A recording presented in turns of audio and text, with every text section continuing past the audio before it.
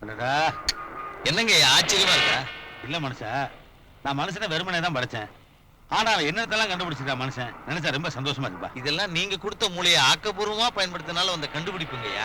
மனுஷா, இந்த வாகனத்துல போனா சீக்கிரமா ஒரு இடத்துல இருந்து இன்னொரு இடத்துக்கு போலான்னு சொன்னேன் இல்லையா? அந்த வாகனத்துல ஒண்ணு எடுத்துங்க. இல்லையா, அதெல்லாம் நினைச்சா எடுத்துக்க முடியாதுயா. ஏன்? அது மனுஷனுக்காக மனுஷன் படைச்சது தானே. அதுல நாம ஒண்ணு எடுத்துட்டா என்ன தப்பு? அதுக்கெல்லாம் காசு வேணையா? காசா? இது என்ன புதுசா சொல்ற? இதுவும் மனுஷன் கண்டுபிடிச்சதானே? ஆமா ஐயா, இன்னைக்கு உலகத்துல கடவுளும் காசும் தான் மிகப்பெரிய பிரச்சனை. பார்க்க தானே போறீங்க, வாங்க. கடவுளே முருகா. மனுஷா, இனிமே என்னால ஒரு 8 கூட எடுத்து வைக்க முடியாது. பசி தாங்க முடியல, கையால வலி பின்னுது. இதுக்கு தான் உங்ககிட்ட கடவுளாவே இருந்துடுறேன், பசிக்காத தூக்க வராது சொன்னேன். நீ கேட்டியா? மனசு மாதிரியே பசிக்கணும், ரத்தம் வரணும், வலிக்கணும்னா இதெல்லாம் வருது. திடீர்னு பசிக்குதுங்கிறீங்க, சாப்பிடறதுக்கு ஒண்ணு இல்ல, கையில காசு வேற இல்ல. ஐயா ஒரு நிமிஷம் இருங்க, இதோ வந்துடுறேன். என்னது பழத்தோட்டமே இவ்வளவு கவர்ச்சிகரமா தூங்குது? மனுஷன் சாப்பிடறதுக்கு ஒண்ணுமே இல்லைங்கிறானே. ஒருவேளை மனுஷங்கள்ல பட்டிருக்காது. எதை கேட்டாலும் காசு காசுங்கிறானே. என்னதான் காசோ? அடடா, பார்த்தோனே பறிச்சு சாப்பிடணும் போல் இருக்கு. அவ்வளவு அழகா கட்டி. சார் வாங்க சார், ரஸ்தாலி சாப்பிடுங்க சார், மாம்பழம் சாப்பிடுங்க சார், ஆப்பிள் சாப்பிடுங்க sir, A class quality sir, சாப்பிட்டு பாருங்க சார். நான் திராட்சை சாப்பிடுறேன். எதை வேணாலும் சாப்பிடுங்க சார். எவ்வளவு சாப்பிடுங்க சார்? இப்ப எப்படி சொல்ல முடியும்? வயிறார சாப்பிட்டதுக்கு அப்புறம் தான் சொல்ல முடியும். அந்த வாழைப்பழத்தை எடுங்க. இந்தா சார். ஆப்பிள் சாப்பிடுறியா சார்? அப்பா திருப்தியா இருக்கு. பட்டுமா? வரட்டுமாவா? 18 ரூபா 50 காசு ஆச்சு. காசா? என்ன எல்லாரும் அதே அப்படின்னா? அப்படின்னா என்னவா? கிண்டலா? காசு வையா. இல்ல மனுஷா, எல்லாரும் காசு காசுங்கிறீங்களே, அது என்னது? ஊர்வனவா, பரப்பனவா, பறவை இனமா, விலங்கினமா? என்னயா காசு கொடுனா ஆக்ட் கொடுக்குறியா? இல்ல மனுஷா, முதல்ல காசு கொடுங்க, இப்ப ஆக்ட் கொடுங்கற. எதை கொடுத்தா மனுஷன் பசியாத்த முடியும்னு தெரியலையே. யோ, இது மாதிரி எத்தனை பேர் கிளம்பி இருக்கீங்க? நானும் இன்னொரு மனிதனும். அதோ வர்றாரு. அவர் அடிக்காதீங்க, அடிக்காதீங்க, அடிக்காதீங்க. ஏன் அவரை போய் அடிக்க பாக்குறீங்களா?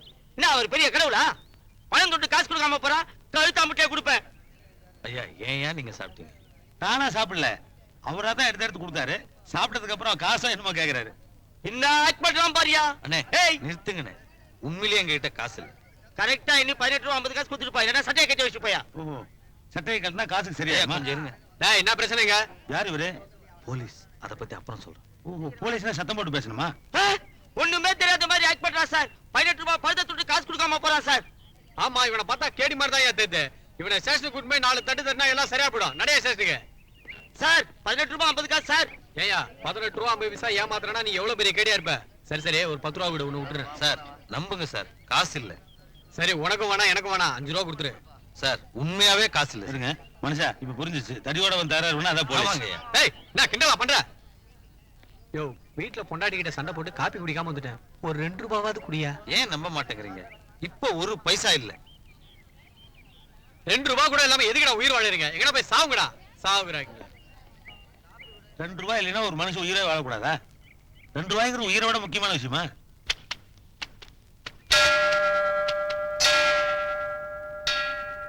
மனுஷா, இவ்வளவு பிரம்மாண்டமா பெருசா இருக்கு. இது யாரோட வீடு? ஐயா, இது உங்களோட வீடு. என்னோட வீடா? இத வீடுன்னு சொல்ல மாட்டாங்க, கோயில்னு சொல்லுவாங்க. ஐயோ, நான் தான் இங்க இருக்கிறதே இல்லையே. இல்லாத எனக்கு எதுக்கு இவ்வளவு பெரிய வீடு? மனுஷா, ஐயா இங்க ஒரு மிகப்பெரிய வீடு இருக்கு. இதுவும் எனக்காக கட்டப்பட்ட கோயிலா? ஆமா ஐயா, இவங்க கடவுள் வேற. எங்க கடவுள் தான் உண்மையான கடவுள். எங்க கடவுளை தான் வழிபடணும்னு சொல்ற இன்னொரு பிரிவு. அப்போ கடவுள் இருக்குதுன்னு நம்புறதுலயே இன்னொரு பிரிவு இருக்கா? நிறைய பிரிவு இருக்குயா, அதுக்கு பேர் தான் மதம். யானைக்கு ஆத்திரம் வந்தா, அறிவு வளர்ந்தா, அழிவு வேலையில் ஈடுபட்டா யானைக்கு மதம் பிடிச்சிட்டு தான் சொல்றீங்க. ஆனா மனுஷன் தனக்கு ரொம்ப பிடிச்சமான ஒரு விஷயத்துக்கு ஏன் மதம்னு பேர் வச்சிருக்கான்? யானைக்கு மதம் பிடிச்சாலும் மனுஷனுக்கு மதம் பிடிச்சாலும் முடிவு இன்னமும் அழிவுங்கிறதுனால ரொம்ப அர்த்தத்தோட அந்த பேரை வச்சுட்டான் போல் இருக்கு. அப்போ இந்த கடவுள் இல்லைன்னு சொல்ற உன்ன மாதிரி ஆளுகளுக்கும் கடவுள் இருக்குதுன்னு சொல்ற அந்த மாதிரி ஆளுகளுக்கும் அடிக்கடி தகராறு உண்டா? கடவுள் இல்லைங்கிறவன் கோயில் இடிச்சுதா சரித்திரமே இல்லையா? ஆனா கடவுள் இருக்குதுன்னு சொல்லிக்கிறவன் தான் ஒருத்தன் கோயில ஒருத்தன் இடிச்சுக்கிறதும் ஒருத்தன் வெட்டிக்கிறதும் ரொம்ப வழக்கமாயிடுச்சு. அப்படியா? அப்ப கடவுள் இருக்குதுன்னு சொல்றவன் கடவுளோட வீடு கோயில் அதையே இடிப்பானா? இடிச்சிருக்கானே. அப்ப நீங்க சொல்றீங்க அவனு செய்யறாங்க.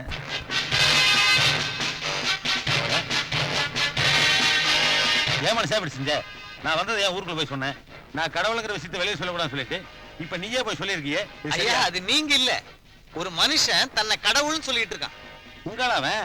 ஐயோ, வரவேற்பு நான் எனக்கு நினைச்சிடல. ஆமா இதெல்லாம் எதுக்கு? வருமானம் ஐயா, வியாபாரம். இதுல கூடவா? ஆமாங்கய்யா, இவனை மாதிரி ஒருத்தன் கிடையாது. லட்சக்கணக்கான சாமியாருங்க இந்த நாட்டுல இருக்கானுங்க. அவனுங்களுக்காக இந்த ஜனங்க கோடிக்கணக்கான ரூபாய்களை கொடுக்குறானுங்க. அதுல அவனுக்கு சுகபோகமா வாழ்ந்துட்டு இருக்கானுங்க. ஐயோ உங்க ஆளுக்கு பெரிய சித்தனா இருப்பாங்க. சாதாரணமா நினைக்காதீங்க. ஆமா இவன் பேர் என்ன? என்னமோ அட பாவி. ஏயா இப்படி எல்லாம் பண்றியே, உனக்கே நல்லா இருக்கா? பக்தனே மங்களம் உண்டாகட்டும். என்ன பூ கொடுக்குறான்? ஏயா இப்படி அநியாயம் பண்ணு கேட்டா எனக்கே வர கொடுத்துட்டு போறான். யார் கை நீட்டினாலும் போதும் வரம் கொடுத்துருவானுங்க. இதுதான் இவனுக்கு ஸ்டைலு. ஐயோ நான் எதிர்பார்த்தது வந்து விட உங்க பூலோகம் ரொம்ப ஏடா கூடமா இருக்கு. இன்னும் ஒரு நிமிஷம் கூட நான் தங்க முடியாது. நான் கிளம்புறேன். ஐயா ஐயோ வேணாப்பா, விடுப்பா. அட விடுப்பா, கிளம்பா. நான் என்ன கட்டுருவோம்ப்பா. அது வேண்டாப்பா, விடுப்பா. மனுஷனா வந்த கொஞ்ச நேரத்துக்கு உங்களால தாங்க முடியலன்னா மனுஷனாவே வாழ்ந்துட்டு இருக்கு எங்க நிலைமையை யோசித்து பாருங்க. இந்த பிரபஞ்சத்தை படிக்கும் போது கூட எனக்கு இவ்வளவு படபடப்பெல்லாம் வந்தது இல்ல. ஆனா பாக்குறதுக்கே ரொம்ப பதட்டமா இருக்குப்பா. ஹார்ட் அட்டாக் சொல்லுவியே, அது வந்துருமோன்னு எனக்கு ரொம்ப பயமா இருக்குப்பா. கவலைப்படாதீங்க, நிறைய டாக்டருங்க இருக்காங்க, நான் பாத்துக்கிறேன். மனுஷா, உன்ன மாதிரி ஒரு மனுஷன் பாதையில பரிதாபமா கிடக்கான். அதை பார்த்துட்டு மத்த மனுஷங்க சாதாரணமா போறாங்களே. ஐயோ மனுஷா, மனுஷா, மனுஷா, இவருக்கு என்ன பண்ணுது? ஐயா இவனுக்கு உடம்பு சரியில்லையா? அதுதான் குணப்படுத்துறது உங்க டாக்டர் இருக்காங்களே. ஆமா ஐயா, அதுக்கெல்லாம் காசு வேணுங்க. அதுக்கும் காசா? இவனை கூட்டிட்டு போறதுக்கு வண்டி வேணும். அதுதான் இத்தனை வாகனங்கள் போகுது. அது ஏதோ நிறுத்தினா தெரியுது. ஐயா மனுஷங்களே, ஐயா, மனுஷங்களே, ஐயா நீங்க இருங்க. ஐயா கொஞ்சம் வாகனத்தை நிறுத்துங்க. ஐயா ஐயா கொஞ்சம் வாகனத்தை நிறுத்துங்க. சக மனசு ஒருத்தர் சாக கிடக்குறான். ஐயா ஐயா ஐயா கொஞ்சம் வாகனத்தை நிறுத்துங்க. ஐயா ஐயா ஐயா ஐயா மனுஷங்களே கொஞ்சம் வாகனத்தை நிறுத்துங்க. ஐயோ ஐயா கொஞ்சம் தயவு செய்து நிறுத்துங்க. ஐயா ஐயா கொஞ்சம் வண்டி நிறுத்துங்க. சக மனசு ஒருத்தர் சாக கிடக்குறான். கொஞ்சம் உதவி செய்யுங்க. வேலை போயா. ஐயா ஐயா ஐயா செத்துட்டாயா? இறந்துட்டாரா? ஐயா உங்களை மாதிரி ஒரு மனுஷன் உசுரோடு இருந்தவன், அவனுக்கு உடுத்த துணி இல்ல, படுக்கிறதுக்கு இடம் இல்ல, சாப்பிடுறதுக்கு சாப்பாடு இல்ல, அநியாயமா செத்து போயிட்டான். இல்ல நீங்க சாகடிச்சிட்டீங்க. ஆனா கண்ணுக்கு தெரியாத கடவுளுக்கு 3 வேளை சாப்பாடு, அவ்வளவு நகனட்டு, அவ்வளவு பெரிய கோயில். எந்த கடவுளையா உங்ககிட்ட இதெல்லாம் கேட்டா? ச்சே. சரி இந்த மனுஷனை எங்காவது அடக்கம் பண்ணணும், அதுக்காவது ஏற்பாடு பண்ணு. அதுக்கும் காசு வேணுங்க. அதுக்கும் காசா? போங்க. என்னப்பா பூச்சா? என்ன ரிலேட்டிவா? அனாதை. அப்ப நம்ம ஜாதி. இந்த வாரம் மீட்டர் நீதாமா கண்ணா ராஜா. சார் அனாதை பண்ண சார், சார் அனாதை பண்ண சார், ஏதாவது தர்மம் பண்ணு சார். 5 ரூபா போடு சார், சார் ஏதாவது 10 ரூபா போடு சார். சார் சார் ஏதாவது போடு சார். இந்தாமா கண்ணா காசப்படி டீ குடிச்சுக்கோ, எடுத்த கால் பண்ணி நவரு. சார் அனாதை பண்ண சார், ஏதாவது போடு சார், சார் தர்மம் பண்ணு சார். ஐயா இந்த மனுஷன் என்ன பண்ணிட்டு இருக்கான்? இந்த உலகத்துல மிச்சம் மீதி இருக்கிற மனிதாபிமானத்தையும் காசு பண்ணிட்டு இருக்கான். இதுதான் காசா?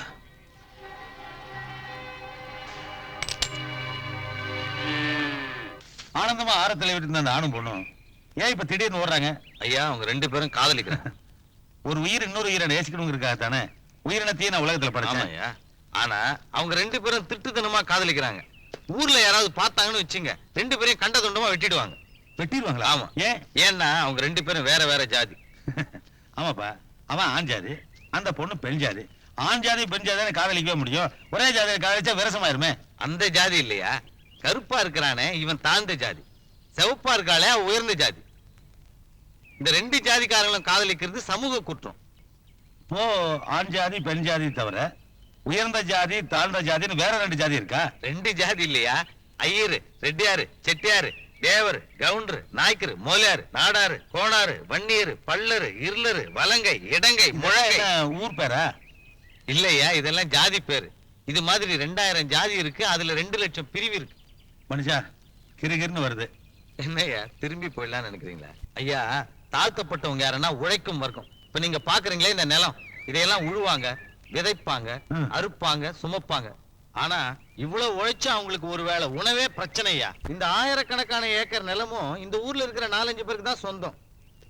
அப்ப மீதி இருக்கிற ஆயிரக்கணக்கான ஜனங்க எல்லாரும் அவனுங்கிட்ட வேலை செய்யற அடிமைங்க. என்னது அநியாயமா இருக்கு? இந்த உலகத்துல இருக்கிற அத்தனை பூமியும் எல்லா ஜனங்களுக்கும் பொதுவானது தானே. இதுல 4-5 பேர் மட்டும் பிரிச்சு எடுத்துக்கிறேன்னா என்ன அக்குறமோ? இந்த உரிமை யார் அவங்களுக்கு கொடுத்தா? டேய் மையப்பா, மாப்பிள்ளை வீட்டுக்காரங்க வந்தானே பாடுறா. ஐயா எத்தனை தடவையா கேட்பீங்க? வந்துருவாங்க ஐயா. என்னடா ஏத்து பேசுற? இந்த ஆள் கிட்ட வேலை செய்யறத விட புண்ணாக்கு வியாபாரம் செய்யலாம். வந்தாங்களா இல்லையா? வந்தா சொல்றேன். வணக்கம், ஐயா இருக்காரா? மாப்பிள்ளை வீட்டுக்காரர் வந்துட்டாரு. கோய் வாங்க வாங்க.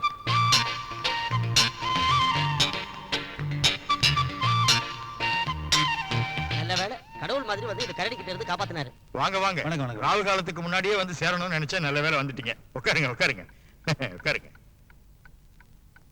என்ன நீங்க மட்டும் தனியா வந்திருக்கீங்க? நான் 2 பேரும் பேசி முடிச்சதுக்கு அப்புறம் எல்லாத்தையும் கூட்டு வரலாம்னு நினைச்சேன். ஏன்னா பேசி முடிக்கிறதுக்கு முன்னாடியே எல்லாரும் மொத்தமா வந்துட்டா குழப்பமாயிரும் இல்லைங்களா? என்ன பொண்ணையா தேடுறீங்க? இல்லைங்க. எல்லாம் நல்லபடியா நடக்கணும்னு வேண்டிட்டு வர சொல்லி பொன்னையா அம்மாவையும் கோயிலுக்கு அனுப்பியிருக்கேன். ஏங்க உங்களுக்கு எத்தனை ஏக்கரா நிலம் இருக்கும்? என்ன நமக்கு நஞ்சையில ஒரு 800 ஏக்கரா, புஞ்சையில ஒரு 600, தோப்பு துறவுன்னு ஒரு 2000 ஏக்கருக்கு மேல தேருமுங்க. 2000 ஏக்கராவா? நமக்கு எவ்வளவுங்க தேரும்? எனக்குண்ணா எனக்கு நிறைய இருக்குங்க. ஆனா நான் எதையுமே பாக்குறது இல்ல, இல்ல மத்தவங்களுக்கு கொடுத்துட்டேன். குத்தகைக்கு விட்டீங்களா? இது கூட ஒரு மாதிரி குத்தகை தானுங்க. அவனுக்கு நேரம் முடிஞ்சிருச்சுன்னா விட்டுட்டு போயிட்டே இருக்க வேண்டியதுதான். நல்ல வேலைங்க உங்ககிட்ட 2000 ஏக்கர் இருக்கிறது கணக்கு நேரம் ஆகுது. ஏன்னா நம்ம ஊர்ல நிலம் இல்லாத ஏழைங்க 1000 பேரு. ஆளுக்கு 2000 ஏக்கர் பிரிச்சு கொடுத்தோம்னா 2000 ஏக்கர் கணக்கு சரியாயிருதுல. என்னது? சாயங்காலத்துக்குள்ள பிரிச்சுக்கலாமா? பிரிச்சுக்கலாமா? நீங்க சிங்கம்பட்டியில இருந்து வர்ற மாப்பிள்ளை விட்டு பெரியசாமி இல்லையா? நானும் சாமி தான். ஆனா நீங்க நினைக்கிற பெரிய சாமி நான் இல்ல. வெளியதான் இவ்வளவு துன்பம் ஐயா, வலிக்கிறது. எங்க போயிட்டீங்க? இல்லையா, இந்த நில முதலாளிகிட்ட போய் இருக்கிற நிலத்தை பூரா நீங்க 4-5 பேர் பிரிச்சு எடுத்துட்டீங்க. மத்த ஏழை ஜனங்களை ரொம்ப கஷ்டப்படுறாங்க. அதனால இன்னைக்கு சாயங்காலத்துக்குள்ள இருக்கிற நிலத்தை கணக்கு போட்டு எல்லாத்துக்கும் பிரிச்சு கொடுத்துருன்னு சொன்னேன். அடிச்சிருப்பானுங்களே? ஆமாப்பா, அடிச்சுட்டானுங்க. அது எப்படி அவ்வளவு சரியா சொல்ற? இதெல்லாம் அவங்கள கேட்டா நடக்காது. கேட்கறதுக்கு அரசாங்கம்னு ஒண்ணு இருக்கு. அது என்னது? அது உங்க சாமி மாதிரியா? அதாவது பேசுமா? நிறைய பேசினாதான் அங்க போக முடியும். அதுதான் ஜனங்களை நிர்வாகம் பண்ணும்.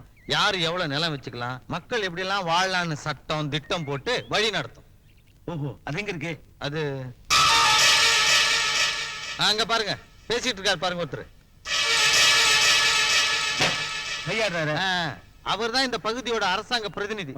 அவர் நினைச்சாருன்னா நம்ம ஜனங்களுடைய பிரச்சனை எல்லாம் எடுத்துட்டு போயிட்டு அரசாங்கத்திட்ட சொல்லுவார். என்னப்பா இவ்வளவு பெரிய முக்கியமான ஆளை வச்சுட்டு நீ விசிட் சொல்ல வேலையா? சரி விடு, நான் பாத்துக்கிறேன். ஐயா கொஞ்சம் பாருங்க. நான் போய் அவர்கிட்ட பேசி எல்லாத்தையும் கணக்கு பண்ணி சாயங்காலத்துக்குள்ள ஜனங்களுக்கு நிலத்தை வாங்கி தந்துறேன். நீ போய் ஜனங்களை கூட்டு வா. நீ போ, பேசாம போ. மனுஷா, வாகனத்தை நிறுத்து நிறுத்து நிறுத்து நிறுத்து. முக்கியமான விஷயம். அம்மா தொகுதி மாதிரியே தெரியல. யாரு இவன்? யோ, பின்னால வண்டியில விழுந்து செத்துருப்பியா? என்னையா பிரச்சனை? என்ன பிரச்சனையா? என்ன இப்படி அறிவு எடுத்தனமா கேள்வி கேட்கிற? ஜனங்க பூரா நிலம் இல்லாம கஷ்டப்பட்டு இருக்காங்க. இருக்கிற நிலத்து பூரா 4-5 பேர் பிரிச்சு எடுத்து வசதியா இருந்த அப்படி. அதனால இன்னைக்கு சாயங்காலத்துக்குள்ள நிலத்து பூரா பங்கு போட்டு எல்லா ஜனங்களும் பிரிச்சு கொடுத்துரு. டேய், சுத்த பைத்தியக்காரனா இருக்கான். வண்டி எடு. என்னது? நான் பைத்தியமா? ஜனங்க நிலம் இல்லாம கஷ்டப்படுறாங்க. அதை வாங்கி தர வேண்டிய அரசாங்கம் நீ. உங்கள்கிட்ட சொன்னா என்னை பைத்தியங்கிற? நவரியா இல்ல வண்டி ஏத்தி கொண்டுடுவேன். டேய், எனக்கு வர்ற ஆத்திரத்துக்கு உன்னை நான் என்ன செய்வேன்னு தெரியுமா? டேய் எடுறா.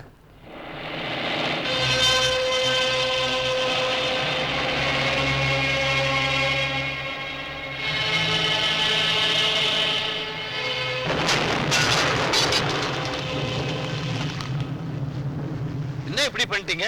ஐயோ, நான் ஒண்ணும் பண்ணலையே, அதுவா வெடிச்சது. தமிழரசன் வேலையா? ஆமாமா, அரசாங்கம் ஓடுது, அவன் துரத்தி துரத்தி அடிக்கிறான். அவன் தீவிரவாதியா? அப்படின்னா நிலம் இல்லாத ஏழைங்களுக்கு பணக்காரங்க கிட்ட இருந்து நிலம் வாங்கி தரணுங்கிறான். அதைத்தானே நானும் சொல்லிட்டு இருக்கேன். அப்பா அவன் நம்மால. நீங்க வாயால கேக்குறீங்க, அவன் வன்முறையால கேக்குறான். அட எந்த முறையில கேட்டா என்னப்பா? ஏழை ஜனங்க எல்லாத்துக்கும் நிலம் வேணும். அதான் நீங்க இருக்கிறீங்கன்னு என் மனைவி சொன்னனால தான் நானே அவளை விட்டு பிரிஞ்சேன். இப்போ அவளுக்கு ஒரு பிரச்சனைன்னு கேக்குறப்ப கஷ்டமா இருக்கையா. நீங்க தான் அவ பிரச்சனை எதுவா இருந்தாலும் தீர்த்து வைக்கணும். யோ ராஜபாண்டி, நாத்திகன்னு நீ சுயமரியாதையோடு இருப்பேன்னு நினைச்சேன். நீ மாமல் மனசு மாதிரி இருக்கிறிய. உன் பொண்டாட்டிக்கு பிரச்சனை கடவுளே தீர்த்து வைன்னு என்கிட்ட வந்து நிக்கிறிய. நான் எப்படி தீர்த்து வைக்க முடியும்? இந்த உலகத்துல உன் பொண்டாட்டிக்கு மட்டும் பிரச்சனையா? இந்த உலகத்துல இருக்கிற கோடிக்கணக்கான ஜனங்களுக்கும் பிரச்சனை இருக்கு. அத்தனை பேர் என்னுடைய குழந்தைங்க. ஆனா அவங்க பிரச்சனை நான் எப்படி தீர்த்து வைக்க முடியும்? இந்த உலகத்துக்கு வந்ததுல இருந்து நான் பாக்குறேன், மனுஷனா கட்டின கோயில், அதுல மனுஷனா செஞ்சு வச்ச சிலை, மனுஷன் கண்டுபிடிச்ச கற்பூரம், அதோட மனுஷனே செஞ்ச மணி, அதை எடுத்து ஆட்டிட்டு மனுஷனே உருவாக்கின மந்திரத்தை சொல்லி கடவுளே இதை தீர்த்து வைன்னு சொன்னா நான் எப்படிப்பா தீர்த்து வைக்க முடியும்? இந்த உலகத்துல நான் மனுஷனுக்கு என்னையா கொடுக்கல? ஆகாசத்தை கொடுத்தேன், நீரை கொடுத்தேன், நெருப்பை கொடுத்தேன், காத்தை கொடுத்தேன், ஏன் காய்கறிகளை கொடுத்தேன், மரவகைகளை கொடுத்தேன், இதையெல்லாம் ரசிக்க கண்ணை கொடுத்தேன், காதை கொடுத்தேன், மூக்கை கொடுத்தேன், உழைச்சி சம்பாதிக்கிற 2 கைகளை கொடுத்தேன். இதையெல்லாம் பயன்படுத்திருக்கோம். இதனால ஏதாவது பிரச்சனை வந்தா தீர்க்கிறது தான் மூளையவே கொடுத்தேன். அந்த மூளையை உபயோகப்படுத்துறதே கிடையாது. கடவுளே என் பிரச்சனை தீர்த்து வைன்னு நான் எப்படி தீர்க்க முடியும்? இப்போ 24 மணி நேரம் என்னையே நினைச்சிட்டு ஒரு பக்தன் நெல்லை கொண்டு போய் பாறையில் போட்டானா, அடடா இவன் நம்ம பக்தன் ஆச்சே அப்படின்னு அந்த நெல்லை விளைவிக்கிறனா? உன்ன மாதிரி கடவுள் இல்ல இல்லன்னு சொல்லிட்டு ஒரு நாத்திகன் நெல்லை கொண்டு போய் வயல்ல போட்டானா, இவன் எப்ப பார்த்தாலும் நம்மளை திட்டிட்டு இருக்கானே அப்படின்னு அந்த நெல்லை விளைவிக்காம தடுக்கிறனா? இல்லையே. அங்க விளைவிக்கிறதும் இல்ல, இங்க தடுக்கிறதும் இல்ல. இது பார், கடவுள் மனுஷனுக்கு பிரச்சனை உண்டாக்குறதும் இல்ல, மனுஷனால உண்டான பிரச்சனையை கடவுள் வந்து தீர்க்கிறதும் இல்ல. இவன் பிரச்சனை இவனே தீர்த்துட்டானா கடவுளுக்கே வேலை இல்ல ராஜா. அப்புறம் சும்மா கிடக்கிற கோயிலையெல்லாம் பாலிடெக்னிக் காலேஜ் மாத்தி படிக்க வச்சா அறிவாளியாவது உருவாவா. என்ன புரியுதா? புரிஞ்சுது.